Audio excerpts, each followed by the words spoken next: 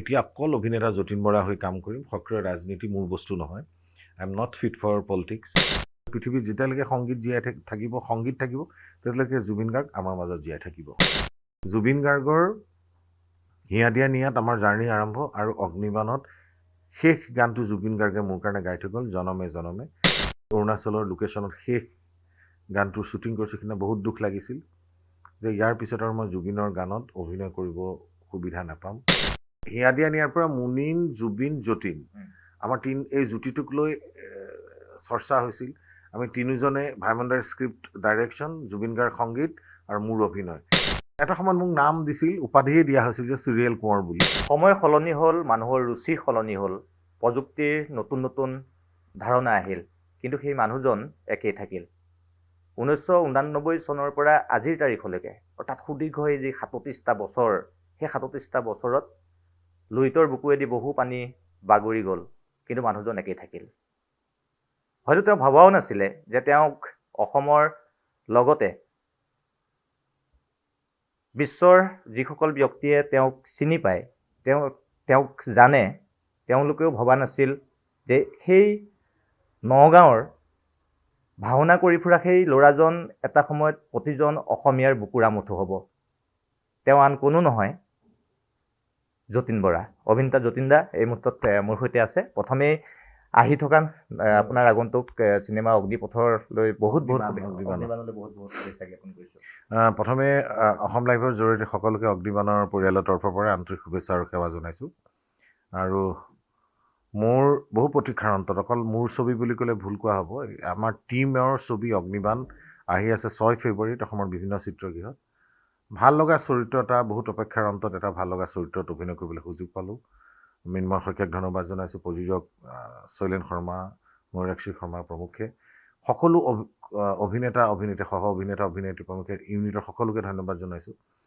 যে এনেকুৱা ধৰণৰ চৰিত্ৰ এটাত মোক ভাবাৰ কাৰণে আৰু মই কি কৰিছোঁ নাজানো কিন্তু ছবিখন অভিনয় কৰি নিজে ভাল লাগিছে আৰু প্ৰত্যেকে সুন্দৰ সুন্দৰ নিজৰ নিজৰ ডিপাৰ্টমেণ্টত সুন্দৰ কাম কৰিছে খুব উঠি অহা প্ৰজন্ম উঠি অহা ল'ৰা ছোৱালী য়াং ল'ৰা ছোৱালীৰ টীম এটাত কাম কৰিছোঁ আৰু ভাল লাগিছে তেওঁলোকৰ সপোনবিলাক এই ছবিখনৰ জৰিয়তে সফল হওক তাকে কামনা কৰিছোঁ মই এটা আচলতে প্ৰাসংগিক প্ৰশ্ন এই মুহূৰ্তত সুধিছোঁ যে সেই নগাঁৱৰ কচলুখোৱা গাঁৱত যিটো সময়ত আপুনি ল'ৰালিকাল পাৰ কৰিছিলে সেই সময়ত আপুনি ভাওনা পাগল এটা ল'ৰা আছিলে আৰু মই প্ৰথম কথা আছে মই প্ৰথম আমাৰ নৱজ্যোতি মইনা পাৰিজাত কচলুখোৱাৰ আমাৰ যিটো ৰাস মন্দিৰ আছে তাতে কচলুখোৱাৰ ৰাস যথেষ্ট পপুলাৰ হয় নগাঁও তাতে আমাৰ মইনা পাৰিজাত হৈছে জীৱনৰ প্ৰথম নাটকখন আছিল লক্ষ্মীনাথ বেজবৰুৱাৰ মুক্তি গল্পৰ আধাৰত তাৰপিছত আমাৰ কচলুখোৱা নামঘৰত ভাওনা হয় বা ৰাস ফিল্ডত ভাওনাত মই সহযোগ কৰিছিলোঁ তাৰপিছত নাটক চিনেমা নাটক ভাওনা তেনেকৈ দুইটা বিশেষকৈ নাটক একাংকিকা নাট কম্পিটিশ্যন কৰি কৰি ঘূৰি ফুৰিছিলোঁ নগাঁৱৰ বিভিন্ন স্থানত মই অজিত বৰঠাকুৰ ইলোৰা অজন্তা প্ৰমুখে ক্ষীৰোদ আছিল আমি এটা টীম আছিলোঁ সেইটো সময়ত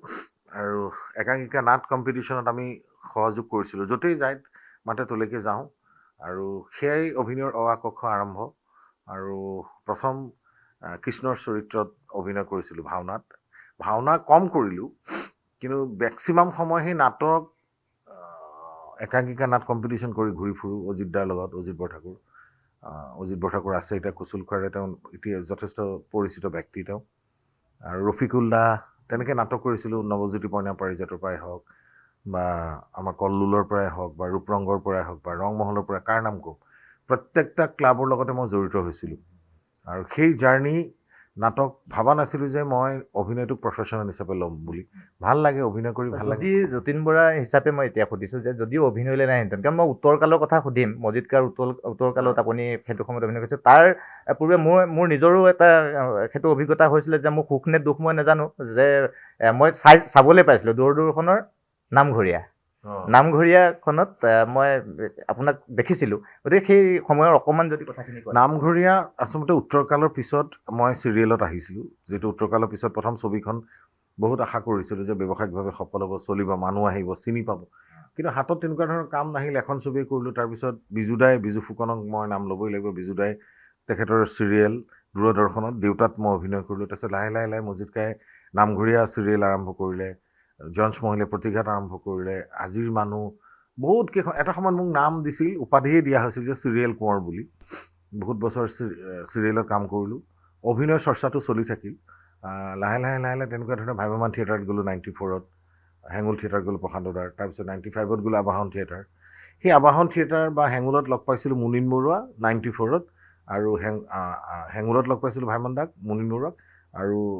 ডাক্তৰ ভৱেন্দ্ৰনাথ শইকীয়াক লগ পাইছিলোঁ আবাহন থিয়েটাৰ। সেই সম্পৰ্ক গৈ গৈ গৈ 2000 চনত জন্ম হ'ল হিয়া দিয়া নিয়া, আৰু ডক্টৰ ভৱেন শইকীয়া ছাৰৰ হ'ল কাল সন্ধ্যা হিন্দী ছবি, national film development corporation NSD কৰিছিল। সেই যাত্ৰা ছবিৰ সেই যে ভাইমনদাৰ হিয়া দিয়া নিয়া ছবিত অভিনয় কৰিলোঁ, তাৰপিছত হয়তো চিনেমা বহুত আহিল, মোক এটা স্তৰলৈ লৈ গ'ল মুনীন বৰুৱাই, মানুহে চিনি পোৱা হ'ল। টাৰ্ণিং পইণ্ট বুলি ক'লে ভুল কোৱা নহ'ব। ভাইমনদাক লগ পালে, ভাইমনদাৰ সৈতে ভাইমনদাৰ পৰিচালনা তথা শ্ৰদ্ধেয় মুনীন বৰুৱা ছাৰৰ পৰিচালনা প্ৰায় 9খনৰো অধিক চলচ্চিত্ৰত আপুনি কাম কৰিছে, আৰু প্ৰতিখন ছবিতে সেইটো সময়ত এটা নামেই, এতিয়া মই চবতে কৈ আছোঁ, মানুহে চাগে আমনি পাব এটা সময়ত শুনি শুনি, যে হিয়া দিয়া নিয়াৰ পৰা মুনীন, জুবিন, যতীন, আমাৰ এই জুতিটোক লৈ চৰ্চা হৈছিল। আমি তিনিজনে ভাইমনদাৰ স্ক্ৰিপ্ট ডাইৰেকশ্যন, জুবিন গাৰ্গ সংগীত আৰু মোৰ অভিনয়, সেইটো এটা ধাৰাবাহিকভাৱে আমি বহুত কেইখন ছবিত কাম কৰিলোঁ। সেইকাৰণে চাগে মই গৌৰৱেৰে ক'ব পাৰোঁ যে জুবিন গাৰ্গৰ চিনেমাৰ ক্ষেত্ৰত হিট গানবিলাক, যিখিনি হিট গান আছিল, এই হিট গানবিলাকৰ 90% মোৰ লিপছত আছে, জুবিন গাৰ্গৰ কণ্ঠত। আৰু প্ৰতিটো মমেণ্টতে, সেইকাৰণে মই যে আজি কথা এটা ক'লোঁ যে মোৰ জুবিন গাৰ্গৰ হিয়া দিয়া নিয়াত আমাৰ জাৰ্ণি আৰম্ভ, আৰু অগ্নিবাণত শেষ গানটো জুবিন গাৰ্গে মোৰ কাৰণে গাই থৈ গ'ল, জনমে জনমে, যিটো আমি অৰুণাচলৰ লোকেশ্যনত শেষ গানটোৰ শ্বুটিং কৰিছোঁ। সেইদিনা বহুত দুখ লাগিছিল যে ইয়াৰ পিছত আৰু মই জুবিনৰ গানত অভিনয় কৰিব সুবিধা নাপাম। সি আমাৰ পৰা চিৰদিনৰ কাৰণে আঁতৰি গ'ল কায়িকভাৱে।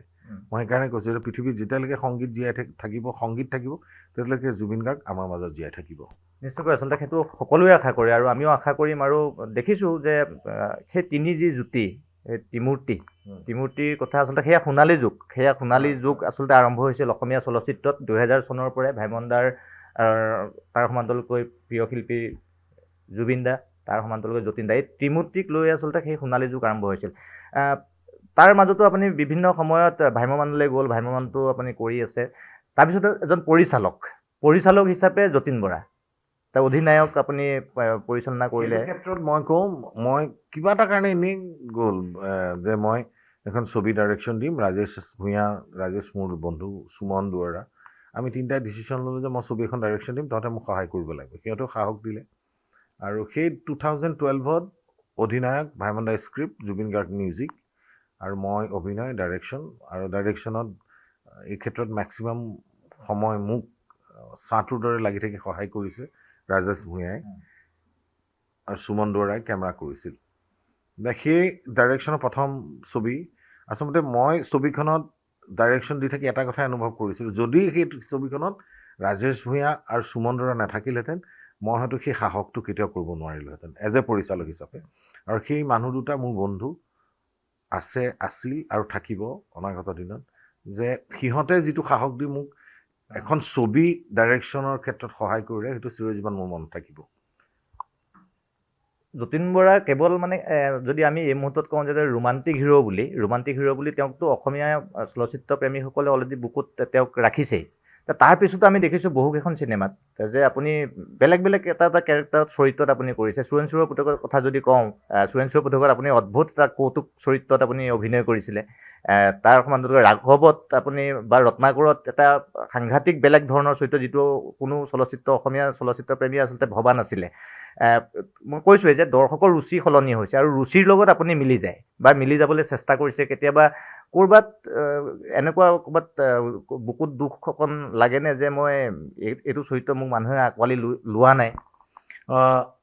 প্ৰথম কথা হৈছে, মই বিভিন্ন চৰিত্ৰত অভিনয় কৰিলোঁ। হিয়া দিয়া নিয়া, নায়ক, কন্যাদান, বিধাতা, বাৰুদৰ পৰা আৰম্ভ কৰি বহুত চৰিত্ৰ,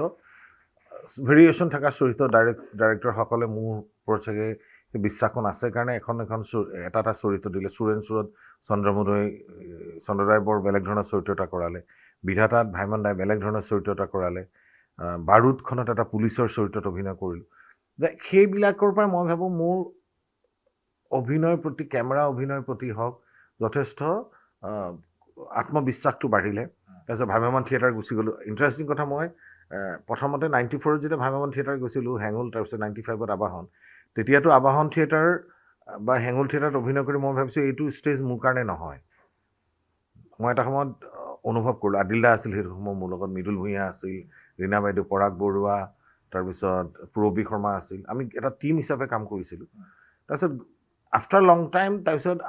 2014-15 তেনেকুৱা মানত মই আকৌ আশীৰ্বাদ থিয়েটাৰ অভিনয়কে মোক নিলে তেতিয়া অভিজিত ভট্টাচাৰ্য আৰু মোৰ সংযোগ হ'ল দৰা হ'ব কোন নাটকখনৰ জৰিয়তে হিলডল ভাঙি মানুহ আহিল চাবলৈ অভিজিত ভট্টাচাৰ্যৰ মই এটা কণ্টিনিউ বহুত কাম কৰিলোঁ কহিনুৰ কৰিলোঁ ৰতন দাৰ লগত থাকিলোঁ তাৰপিছত ৰবীন নেওগ সুবোধ মজুমদাৰ সূৰ্য থিয়েটাৰ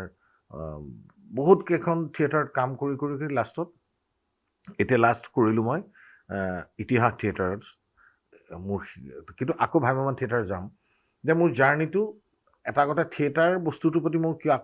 আকৰ্ষিত হৈছিলোঁ যে মোৰ প্ৰথম কোনো ইনষ্টিটিউটৰ পৰা পাছ কৰা মই এক্টৰ নহয় মই নাটক ওৱানেক হওক বা ৰফিকুল্লাহ হওক বা দুলাল ৰয় ছাৰ হওক বা বিভিন্ন তেওঁলোকৰ লগত এমেচাৰ নাটক কৰিছোঁ কৰি এটা অভিজ্ঞতা হৈছে সেইখিনিয়ে মোৰ কাৰণে ট্ৰেইনিং বুলি ভাবোঁ তেওঁলোকৰ লগত কাম কৰি আৰু ভ্ৰাম্যমাণ থিয়েটাৰত গৈ ডেইলি 3000-2500 মানুহৰ লগত আগত অভিনয় কৰোঁতে অভিনয়ৰ কনফিডেঞ্চ লেভেলটো লাহে লাহে বাঢ়িল তেনেকৈ কাম কৰি আছোঁ কৰি থাকিম খালি তথাপি কোনটো মাধ্যম মানে আপুনি আজি সঁচা কথা ক'ব গ'লে মই ষ্টেজ ভ্ৰাম্যমাণ থিয়েটাৰে হওক বা নাটকে হওক তাত অভিনয় কৰি মই বেছি ভাল পাওঁ কিন্তু চিনেমাটো কৰিছোঁ ভাল লাগে কৰি থাকিম আৰু সেই সূত্ৰে জন্ম দিলোঁ জে বি প্ৰডাকশ্যন মই আৰু নৱনীতাই মিলি জে বি প্ৰডাকশ্যনৰ ৰত্নাকৰ হ'ল সাংঘাতিক সফল হ'ল ছেমি হিট হ'ল ৰাঘৱ হ'ল তাৰপিছত আমি এতিয়া অনাগত দিনত মই কৰিব গৈ আছোঁ জে বি প্ৰডাকশ্যনৰ তৃতীয় নিবেদন ৰত্নাকৰ 2 য'ত মোৰ ছোৱালী আস্থা আৰু মই একেলগে কাম কৰিম বুলি সিদ্ধান্ত লৈছোঁ এনাউন্স কৰিছোঁ অলৰেডি আৰু চাওঁ মোৰ ষ্টাইলিছ অভিনয়ৰ প্ৰতি চখ খালি তাইক এটা কথাই কৈছোঁ যে তই যতীন বৰাৰ টেগটো তোৰ পিঠিত লাগি আছে সেইকাৰণে তাইও কষ্ট কৰিছে নাটক কৰিছে তাই NSDN-ৰ লগত যিহেতু তাই পাৰফৰ্মিং আৰ্টছ আছে তাৰ ডিপাৰ্টমেণ্ট চ' তাত নাটক কৰিছে ছবি চাইছে শিকিছে আৰু তাইক আমি গাইড কৰিব লাগিব যিহেতু মই সপোন তাই দেখিছে অভিনয় কৰাৰ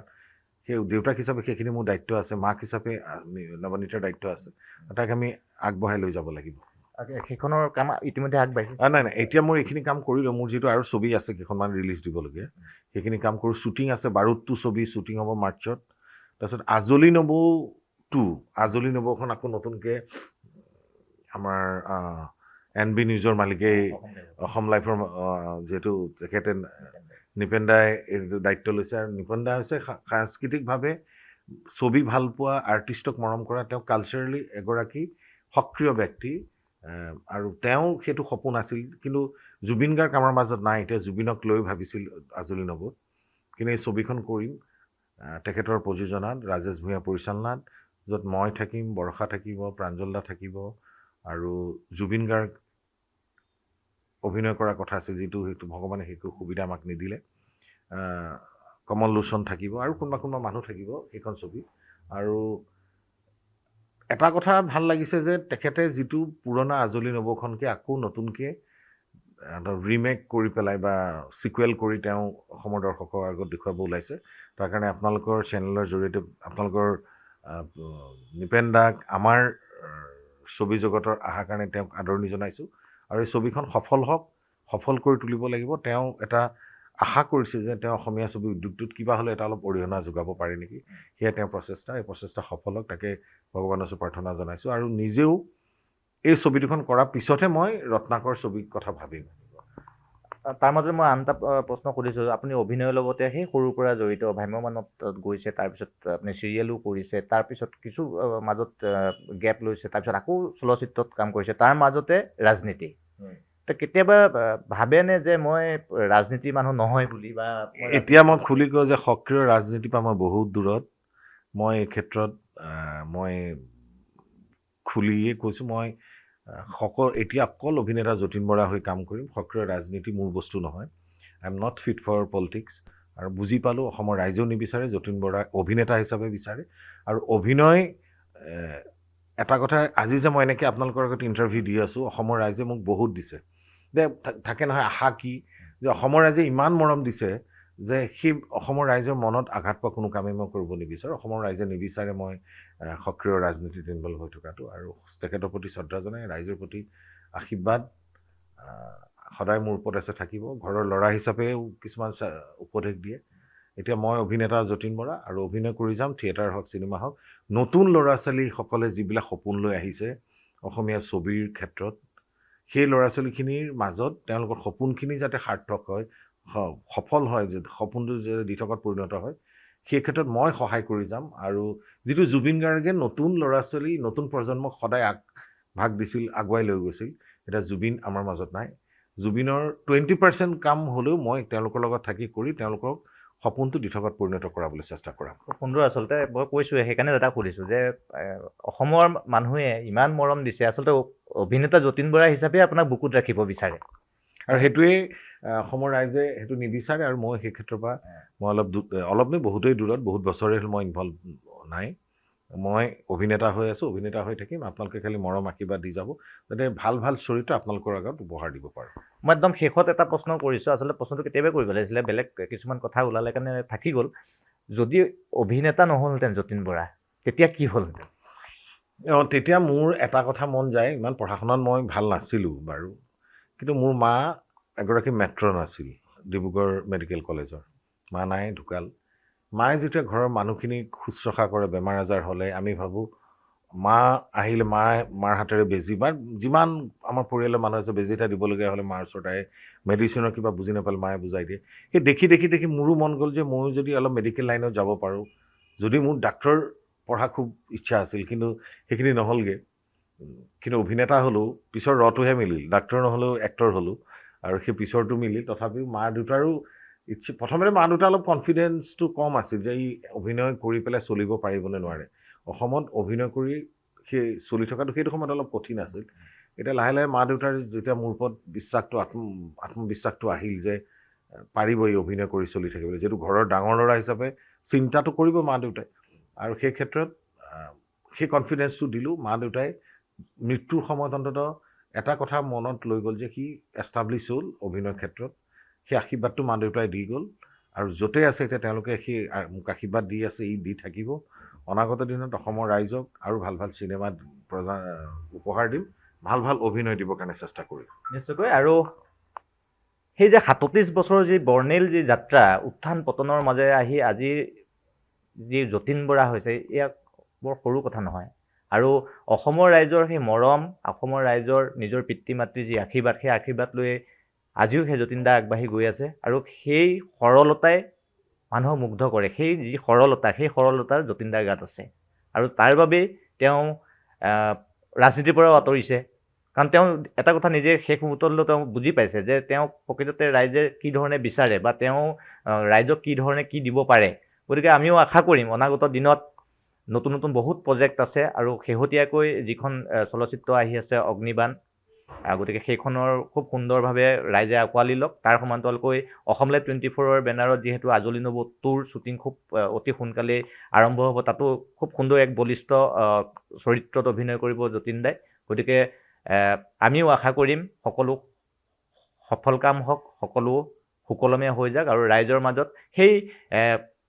নগাঁৱৰ যিজন ল'ৰা আছিলে, মই পুনৰবাৰ কৈছোঁ যে কচলুখোৱা গাঁৱৰ যিজন ল'ৰা আজিৰ তাৰিখত আকাশ চুবলৈ যিজনে সক্ষম হ'ল, অশেষ কষ্ট, অশেষ ধৈৰ্য, অশেষ অধ্যৱসায়, আৰু সেই যিটো সপোন, সেই সৰুতে লৈ ফুৰা সেই অভিনেতা হোৱাৰ বা অভিনয় কৰাৰ যিটো সপোন, সেই সপোনটোৱে তেওঁক লৈ গ'ল আকাশৰ, সেই আকাশলম্বী যি উচ্চতা, সেই উচ্চতালৈ তেওঁ লৈ গ'ল, আৰু সেই উচ্চতা সদায় থাকক। আমিও আশা কৰিম এই মুহূৰ্তত, আৰু আগন্তুক যিখন চলচ্চিত্ৰ আহি আছে সেই চলচ্চিত্ৰখনক লৈও দাদালৈ আমি এই মুহূৰ্তত শুভকামনা জ্ঞাপন কৰিছোঁ। ধন্যবাদ। ময়ো আপোনালোকৰ অসম লাইভৰ জৰিয়তে সমূহ অসমবাসী ৰাইজক জনাব বিচাৰিছোঁ যে 6 ফেব্ৰুৱাৰীত আহি আছে অগ্নিবাণ ছবি অসমৰ বিভিন্ন চিত্ৰগৃহত। অকল যতীন বৰা ছবি নহয়, এখন বহুত নতুন নতুন ল'ৰা ছোৱালী এই ছবিখনত ইনভল্ভ হৈছে। প্ৰথম তেওঁলোকৰ সপোন, এই সপোনটো সফল দিঠক কেতিয়াহে হ'ব, যেতিয়া আপোনালোকে আহি ছবিখন চাই মৰম কৰিব, আশীৰ্বাদ দিব। মই অনুৰোধ কৰিছোঁ আপোনালোকে আহক। 6 ফেব্ৰুৱাৰীত অসমৰ বিভিন্ন চিত্ৰগৃহত ছবিখন চলিব, চাওক, আৰু কেনে পালে আমাক জনাব, কমেণ্টতে হওক বা ফোন কৰি হওক। আমি ধন্য হ'ম আপোনালোকৰ ওচৰত।